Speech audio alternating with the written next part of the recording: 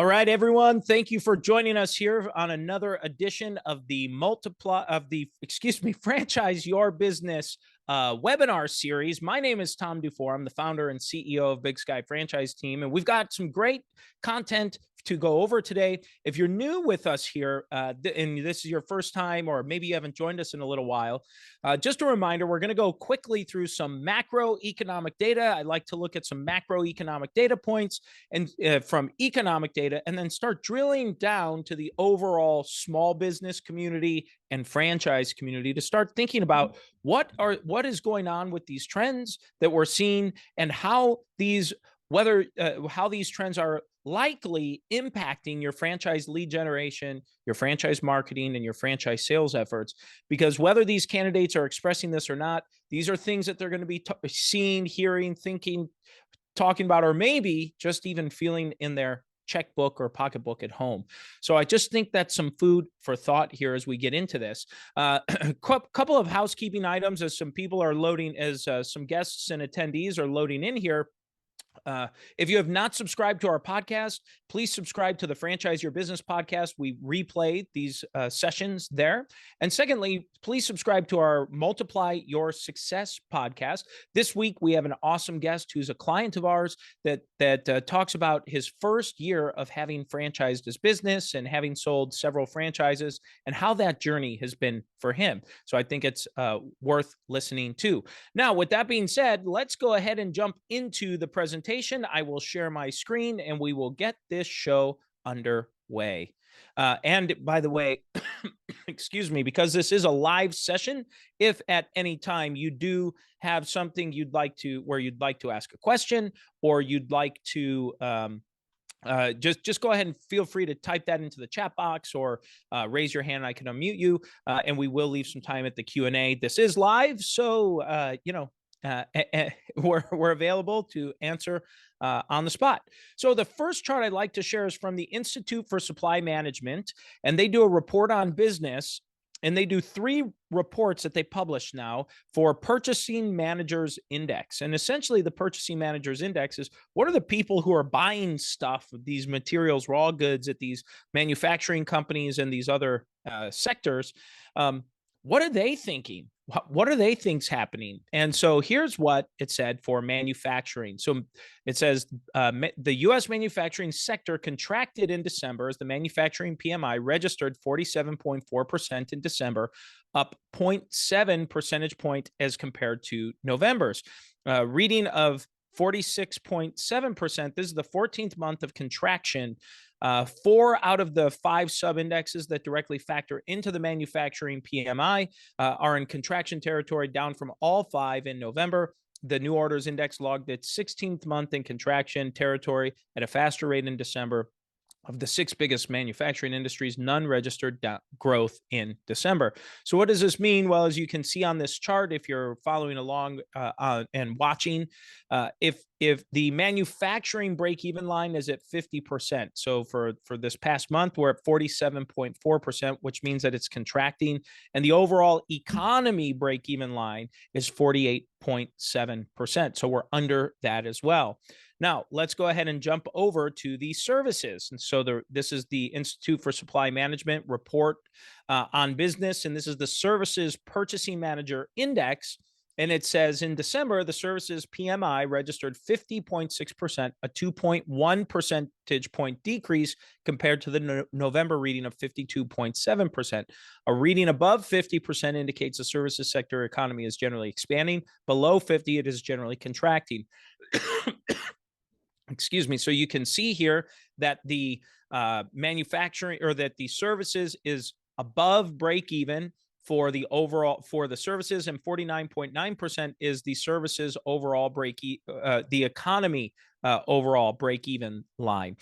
So you can see it's right at that break even threshold. So you can see that with manufacturing is just below, and now we have services just above that. So a little, kind of mixed signals, which is probably what a lot of folks are feeling, kind of like this tension, right? Is it growing or not? Is it growing or contracting? Is it growing or contracting? And really it's kind of depends on your industry and your sector right now. Okay, next up we have hospital PMI, and this is the report that they run from the Institute for Supply Management. And hospital PMI really surged here. It went up to 62.5% in December. It was a 2.7 percentage increase from November's reading of 59.8%, indicating a fourth consecutive month of growth after a contraction in August. So we see this big surge and uptick. I would have to imagine that part of this is largely due to us having with November, December, and so on coming through the flu and cold season. I would imagine that has. I don't know if any of you felt that in your household, but we definitely did and saw it in our kids' schools. That a lot of kids had the sniffles and folks out missing a day here and there more often. So this is not necessarily surprising to see the hospital purchasing managers index up as they're buying more supplies to replace and replenish inventory. So these are three macroeconomic indicators. Let's go ahead and take a look at the U.S. unemployment rate. So this is the U.S. unemployment rate. This is from tradingeconomics.com. And it says the unemployment rate in the United States held, which means it stayed the same, at 3.7% in December 2023, unchanged from the previous month and slightly below the market consensus of 3.8%, influenced by a slowdown in new entries into the labor force. The activity rate declined to 62.5% last month from November's 62.8%. Additionally, there was an increase in 6,000 in the number of unemployed individuals, totaling 6.27 million, while the count of employed individuals dropped by 683,000 to 161.2 million. So we'll take a look at this chart. You can see here down at 3.7%. All things considered, it's relatively static, and more folks coming into the labor force is certainly a good thing. So let's go ahead and take a look at this. Is from tradingeconomics.com/United States inflation CPI. So this is the consumer price index. So we've seen inflation just really be haywire the last several years, and it looks like it's finally slowing down at the annual. And it says here that the annual inflation rate in the U.S. went up to 3.4% in December 2023 from a 5-month low of 3.1% in November, higher than market forecasts of 3.2% as energy prices went down at a slower pace. So we can look at this here. So if you look in January of 23, the inflation rate was still at 6.4%. So a year ago, it was at 6.4%. And then we started seeing it come down here. And now we're at 3.4 for December of 23. So you can kind of see how that trended over the course of 2023 there. All things considered, it is a positive sign. But remember that 3.4% growth is on the growth rate from the month before. So if I look at the 5-year, if we look back here and we take a look at 2022, you can see that it was up over 6%, that 3.4% is on top of. So it just, it is good to see it there, but nonetheless, it just means prices are going to be up, bottom line. So just something to be aware of. And what I like to say is this is a reminder for franchise candidates, especially if you have inventory, fixed goods, build out, anything like that. It really is what we've been talking about the last several years, encouraging that candidate to be moving forward sooner rather than later. If they are serious and they really want to do it, it is truly in their best interest to get the franchise started, because every day they wait, every week, every month, everything's getting more expensive. Now that inflationary rate is it's slowing, but it's still going up. So the value of their dollar is not worth as much as it was a year ago, and it's not worth as much as it was 3 months ago. So the point is that they should consider taking a look at that, and really, if they're serious about it. Now, it's not to, again, the point is not to trick someone into buying your franchise because prices are going up or inflation. That's not the idea. It's for that candidate that's serious, where they know they want to do it. They're just delaying And I've been in that situation where candidates will wait 6 months or a year or 18 months before they finally move forward when they knew they were going to purchase, or and you knew that as well, where they had communicated that to you. So anyway, just a reminder to share some of this data with them. Okay. Next up is the Index of Consumer Sentiment. This is produced by the University of Michigan, and they've been producing this for several decades here. And you can see since this is the 10-year data point. The blue line is the 3-month moving average, and the dotted line is the monthly data points that are being set in there. And you can kind of see the zigzag. It's zigging up and zag, kind of these zigzags here. But the overall trend, the last roughly year and a half or so, is trending upward. So it bottomed out here, roughly around mid 2022 is where that seems to have bottomed out for the consumer sentiment. And what that means for your franchisees or prospective franchisees to think about is that the overall sentiment of the consumer is improving overall. It's still down from where it was pre-COVID here, which you can see it was up to about 98 or so percent pre-COVID. And then you can see this stark big drop. And then it really dropped down to really went down until about mid 2022.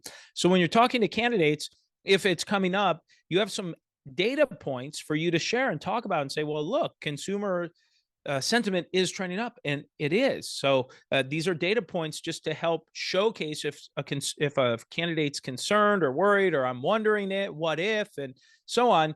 Here's some data for you to take a look at.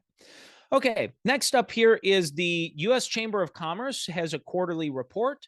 And I think we may have shared this the last session, but I want to go over it just in case we did not. They started a quarterly small business index score to ask small business owners, what is your overall sentiment? How are you feeling and thinking about things as you're, let me zoom back in here. There we go. Okay, as you're thinking about your business. In fourth quarter, the sentiment dropped from 69.2 in Q3 of 2023 down to 61.3. So it was still higher than we started the year. So if we look at Q1, it bumped up. So where we started the year and where we finished the year was up, but we did have a nice little peak in Q3, and then it fell back down here, but still up from where we started. So overall, what does this look like? Well, you can kind of see this trend line here from about Q4 of 2021, and it's been pretty steady, kind of in that low to mid 60% timeline here, outside of what the one outlier here really being this Q3 of 2023. So just some things to discuss there. Okay, on the small business sentiment there. All right, next up, we're going to take a look at new business applications. And so this is one that I really like to emphasize to the franchise development professionals out there and franchise marketers out there.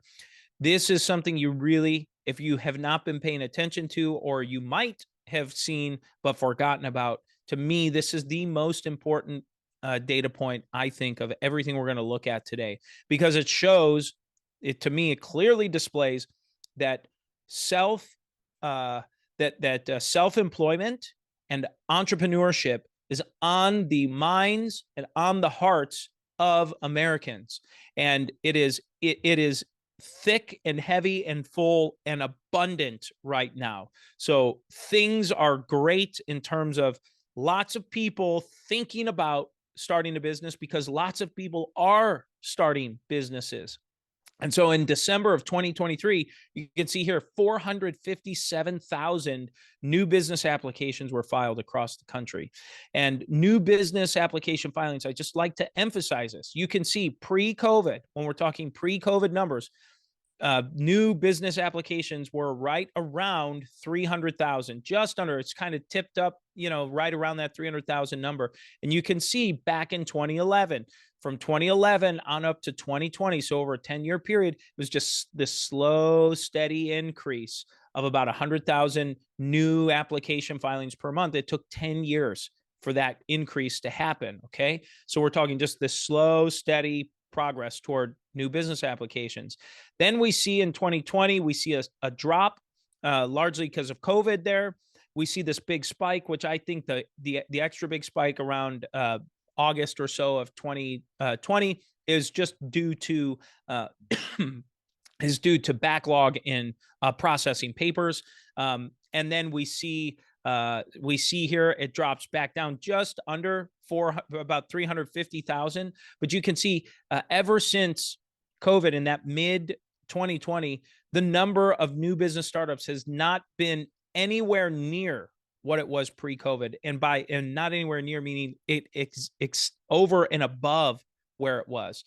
So you can see here we've peaked over 500,000 or close to it several times, and now the last year and a half, it's been trending up and up and up, and it's continuing looking like this trend line. If it continues, we may see some momentary dips and such, but it's trending up from 400,000, now trending consistently around 450,000 new business applications being filed every single month across the country. To put that in perspective, that's over 5 million, more than 5 million new business applications every year.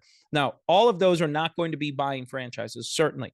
But what you need to know is that the in the air is this idea of self-employment, and how are you positioning your franchise to capture the attention of the people that are thinking about self-employment, the people who are forming these new business applications, the people who right before they form them.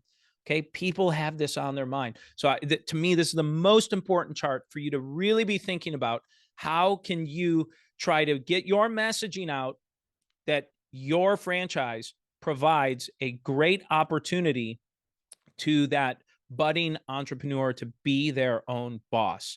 And for franchise brokers, the brokers that are tuning into this, this is something that this is something for you to really think about in terms of how the candidates you're talking to, you're catching them at that moment. So know that they are very likely to be buying or starting a business. So even if they don't buy your franchise, they're likely starting something. So keep that in mind. So I just want to emphasize and reiterate that as we keep things moving here. Okay, next chart that I'd like to show. This is from franchiseinsights.com. This is their December 2023. This is their small business startup sentiment index. It was released January 3rd of 2024. Still getting used to 2024 here. And hold on one second. Okay, we're back. Okay, so this report here talks about what's going on with these entrepreneurs. What's the sentiment of these budding entrepreneurs that I'm talking about? So the census data that we were just looking at, this is new business applications from the U.S. Census Bureau. What is the mindset of people right before they open? And so that's why I love this Franchise Insights report. And you notice I'm slowly drilling down, right? We started out wide macro, and we're drilling down and down and down and down, going down here to more micro. And so their leading chart says 58.8% of the respondents to their report said agree that now is a good time for a startup as of December. And this was something that they conducted the survey from December 21st through December 31st. So this is over the last just 2 or 3 weeks here. So just something for you to be thinking about and considering. Now, a couple other charts I really like to show. Here's one that says 26.3% of respondents say that their startup timeframe is next month. So we can see here, green is next month, yellow is 2 to 3 months. This fuchsia or purple is 4 to 6 months. This blue is dark blue is 7 to 12 months, and the light blue is no longer interested. So you can see that if you look at next month or 2 to 3 months, you add those together, and you're at over 50%. You're basically at 50.9% say that either this month or the next 3 months is a great time to be starting a business.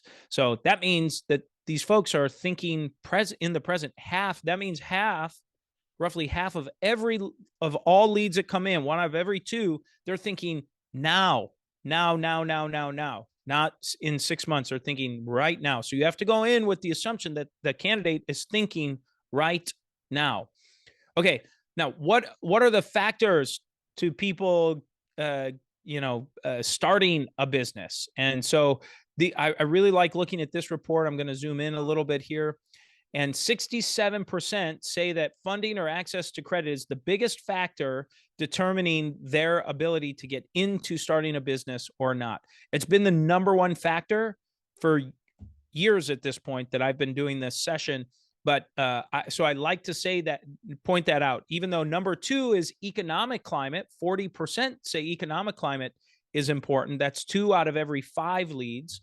But when we look at funding, 2 out of every 3 leads, essentially at 67%, is saying that access to funding is important. So what does that say to you? Well, if you are a franchise organization, a franchisor, you need to have a solution in place to help franchisees secure funding, whatever that might look like. It could be private funding. It could just be a third-party lender or a third-party broker that's going to help find loans. If you have franchisees in your system, consider asking them how some of the last 3 to 5 funded their franchise. Find out how they did that.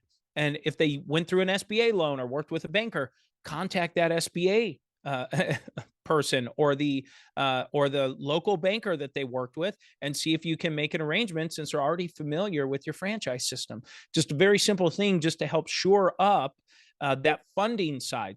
So if you can do that, that means 67% of your leads will have a solution to the financing issue. So I just like to point that out as you're considering and going through that. And then let's see the last. This is just by age. What percentage of buyers by age? Well, the largest percentage right now is Gen X. Gen X is at 47% of all franchise buyers today. So basically about half. And then the second largest is the millennials, and they're at 28%. And then the third largest category is baby boomer at 21%. And so we're slowly seeing, Gen X has taken the biggest share here. Boomers have been declining. The millennials have been growing. Just generally speaking, it kind of varies month to month, but generally we're seeing that trend there. Okay, now let's take a look at. I thought this was interesting on franchiseinsights.com. This was published by Michael Alston and Franchise Insights on December 28th, 2023. They did a study to look at what are the top 10 web traffic content trends viewed for the year. So I just thought it'd be fun just to check this out. So number 1 was top motivations for franchise ownership. Number 2 is how franchise brands get discovered and considered by buyers. 3 is a secret source for referrals and franchise development sites. 4 is best channels for initial prospect contact. 5 is feedback from prospects on improving the sales process. 6 is considering the lifetime value of a franchise prospect. 7, artificial intelligence changes franchise lead generation. Number 8, prospects quickly narrow their focus. Number 9 is geographic migration of franchise interest. And number 10, key strengths of aspiring franchisees. So those were the top 10, and you can dig into those more if you click on the article. We'll make sure we leave that in the show notes on the podcast if you tune into the podcast episode. A new study published January 10th, so just a couple days ago, and it says how peak social media may impact franchise development is the headline. This is by Michael Alston for Franchise Insights, and it says signs are that we may have reached peak social media as measured by posting activity in consumer surveys. The Wall Street Journal posits in a recent article that users are doing a lot more lurking than posting these days and foresees more of the same in an election year, along with mounting concerns about privacy. So just some food for thought as you're taking a look at this. We want to say, well, do franchisors expect to increase Facebook and Instagram spending? And this was a survey that was conducted. The red here is 2022, the blue is 2023, and the green is 2024. So as you can see here, that the number of franchisors that are not using Facebook or Instagram has gone down. In 2022, about half of the respondents said they do not use it, whereas today it looks like it's about 28% or so that don't use it. So pretty big drop. And then the other noteworthy part here for 2024, at least in my opinion, is that over 30%, it looks like about 35% of franchisors intend to increase spending in 2024. So I thought that was worth noting. And finally, as we like to close out our session to show the top 10 categories for franchising. Now, I've noticed over the last several months, it said top 10 business opportunity categories, but when I click on the franchising categories, these are listing business. It literally says business opportunities, travel, lodging, education, food and restaurant, pet services, and so on, which are totally different orders and really drastically different from previous categories or previous franchise sessions I've done of this. I've been doing this again for about 3 years now. And then the other one I'd like to do, so I clicked on business opportunities by category, and this definitely seems to match up much more so with what I've seen in franchising, which is home services has been the number one category for the last 3 years now, or soon to be 4 years. So you see that's number one, and cleaning and maintenance 2, senior and healthcare number 3, business services 4, food and restaurant number 5, financial services 6, education 7, real estate 8, child related 9, and pet services rounding out the top 10 categories. So what does that mean? Well, basically it means if you're in one of those top 10 categories, it's probably going to be easier for you to find leads versus not. But if you're not in the top 10, that just means your leads are probably going to be a little more niche, may not have as many leads coming in, but likely that it'll be a better quality candidate coming through. So that is our session for today. I'd love to open this up to anyone who maybe has some questions or comments. Feel free to raise your hand, type a Q&A or something into the chat box. I'd be happy to answer those questions live or unmute you so you can ask any question that you may have there. All right. Well, I'll take that silence as a no for now. Thank you, everyone, for tuning in here. Happy New Year. This is our first session here in 2024. So happy New Year. I hope that you have a year full of peace and prosperity and fulfillment as you begin to embark on 2024. Thank you so much for joining us, and we look forward to having you back for our next session. Take care, everyone.